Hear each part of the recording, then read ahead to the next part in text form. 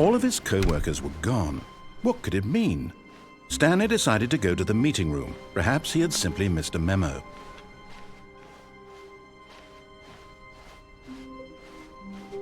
When Stanley came to a set of 2 open doors, this was not the correct way to the meeting room, and Stanley knew it perfectly well. Perhaps he wanted to stop by the employee lounge first, just to admire it. Stanley felt lightheaded, butterflies in his stomach. But eager to get back to business, Stanley took the first open door on his left. Stanley was so bad at following directions, it's incredible he wasn't fired years ago. Look, Stanley, I think perhaps we've gotten off on the wrong foot here. I'm not your enemy, really, I'm not. I realize that investing your trust in someone else can be difficult, but the fact is that the story has been about nothing but you all this time. There's someone you've been neglecting, Stanley. Someone you've forgotten about. Please, stop trying to make every decision by yourself. Now, I'm not asking for me, I'm asking for... This is it, Stanley. Your chance to redeem yourself. To put your work aside. To let her back into your life. She's been waiting. That's her, Stanley. You need to be the one to do this. To reach out to her. If you can truly place your faith in another, then pick up... Oh, no, you can't... Did you just unplug the phone? No, that wasn't supposed to be a choice. How did you do that? You actually chose incorrectly? I didn't even know that was possible. Let me double check. No, it's definitely here, clear as day. Stanley picks up the phone. He's taken to his apartment where he finds his wife, and the two pledge themselves to one another. Music comes in, fade to white, roll credits.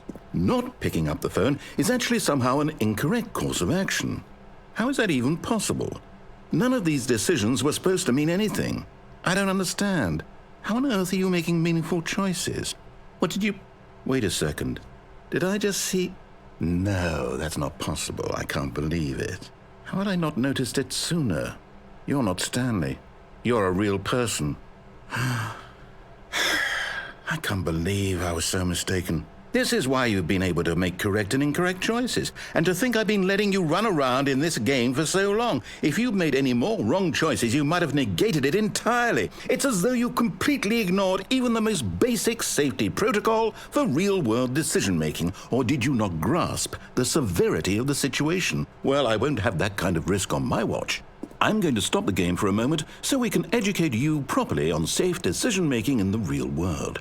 Please observe this helpful instructional video. Choice. It's the best part of being a real person, but if used incorrectly can also be the most dangerous. For example, in this scenario, a hypothetical real person named Rupert has a choice. He could invent a machine that eliminates food shortages across the world to make life better for all people. Or he could spend years of hard work forgetting how to read. Which choice would you make? Remember that unlike here, the real world makes sense, and at no time should you make a choice that does not conform to rational logic. If you find yourself speaking with a person who does not make sense, in all likelihood, that person is not real. Allow the person to finish their thought, then provide an excuse why you cannot continue talking. Turn to a partner and practice saying, "My goodness, is it 4:30? I'm supposed to be having a back, sack, and crack." Excellent. Making choices on a regular basis is the best part to a healthy decision-making process. Most medical professionals recommend making at least 8 choices per day. Do you make more than 8? Less? And finally, if you begin to wonder if your choices are actually meaningful and whether you'll ever make a significant contribution to the world, just remember that in the vast infiniteness of space, your thoughts and problems are materially insignificant, and the feeling should subside. At this time, your instructor will guide you in an exercise to test and reinforce the material covered in this video. Welcome back. You may have noticed that this room has begun to deteriorate as a result of narrative contradiction. But not to worry. Now that you're properly informed on good decision-making, we're going to revisit a choice you made just a few minutes ago and see what the correct thing to do would have been. This way, please.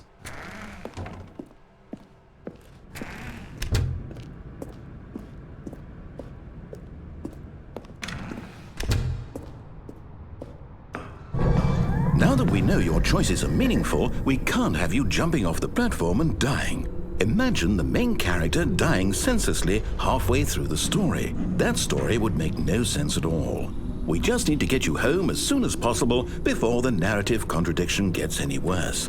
Unfortunately, it seems this place is not well equipped to deal with reality.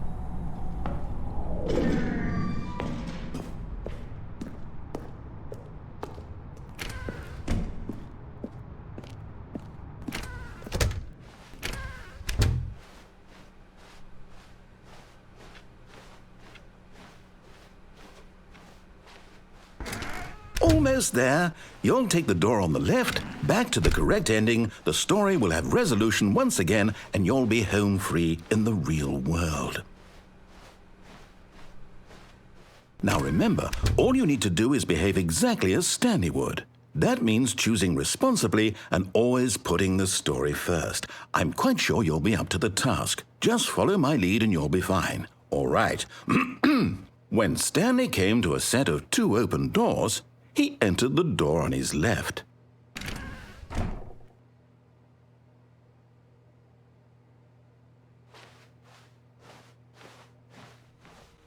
No! Why did you do that? Quickly, hurry back in the other direction. Perhaps we're not too late.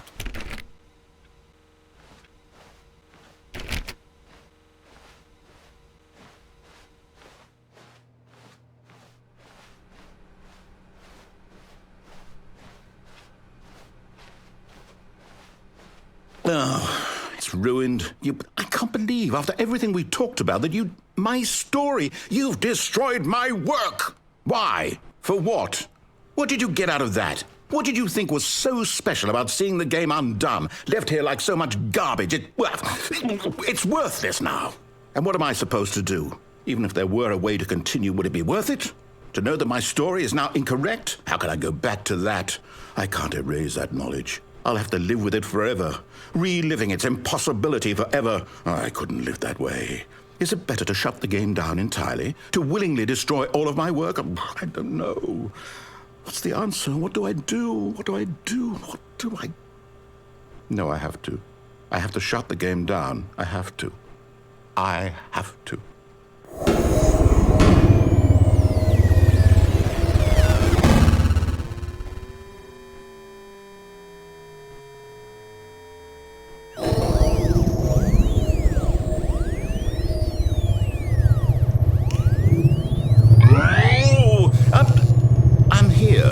I'm still here in this pile of rubbish, with you who thought you were so clever.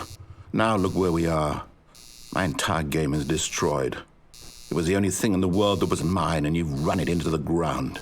What, did you think that would be funny? You just had to see? Didn't I impress upon you how important it was to be like Stanley? He actually knows how to do what I tell him to. He understands that if I say to do something, there's a damn good reason for it. That thought hadn't even occurred to you, had it? That there's a world outside of you? You're a child.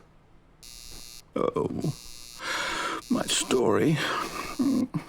If you'd just gone through the door on the left, you would have seen it. There was a whole underground facility. You would have destroyed it and been victorious. It would have been so perfect. I worked so hard on it. I tried so hard to make... behave exactly as Stanley would. That means choosing responsibly and always putting the story first. I'm quite sure you'll be up to the task. Just follow my lead and you'll be fine. All right. When Stanley came to a set of 2 open doors, he entered the door on his left.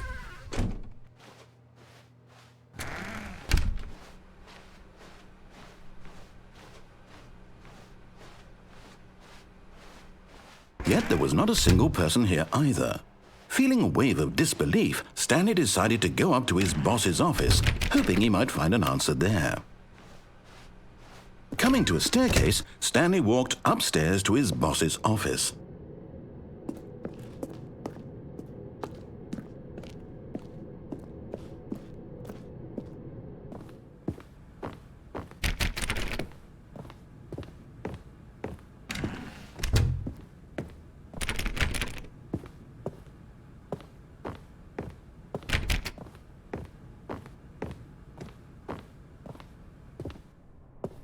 Stepping inside his manager's office, Stanley was once again stunned to discover not an indication of any human life.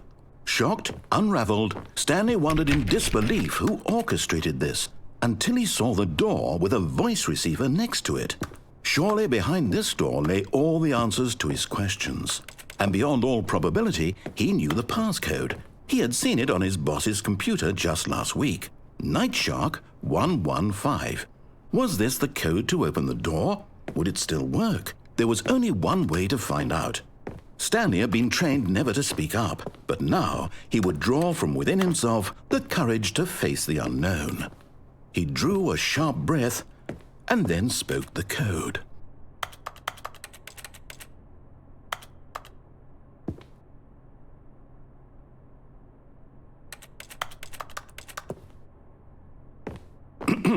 Stanley spoke the code.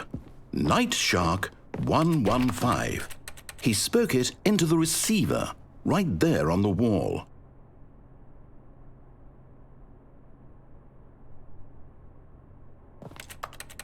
I'm sorry, is there a problem? You didn't mishear me, did you? Please speak the code into the receiver. Otherwise, we can't get on with the story. This is a crucial step.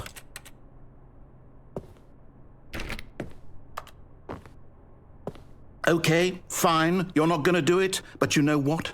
It's pretty humiliating to bring you this far, only for you to suddenly decide you have better things to do. I asked you for this one single thing, for your respect. The kind of respect Stanley shows for his choices. He knows what it means to take a story seriously. If you didn't want to see what I had to show you, then why did you come here? You had a choice, you know. You could have gone through the door on the right. You could have done whatever the hell you wanted over there. Why did you come this way? Speak. Say something to me. Explain yourself, you coward. You... When Stanley came to a set of 2 open doors, he entered the door on his left. Stanley? Hello? Are you... Is everything okay? Stanley, please. I need you to make a choice. I need you to walk through the door. Are you listening to me? Can you hear me? Is everything all right? Stanley, this is important. The story needs you. It needs you to make a decision. It cannot exist without you. Do you understand me? Whatever choice you make is just fine. They're both correct. You cannot be wrong here. We can work together. I'll accept whatever you do. I simply need you to take that step forward, please. Choose. Do something. Anything. This is more important than you can ever know. I need this. The story needs it. So, you hear me? Are you there? Are you listening to this? Stanley, are you there? Okay. It's okay, I can wait. You need time to decide. Time to make sure your choice is correct. That is the best choice. That's all right. I'll wait for you to decide what's the right thing to do. Take as much time as you need.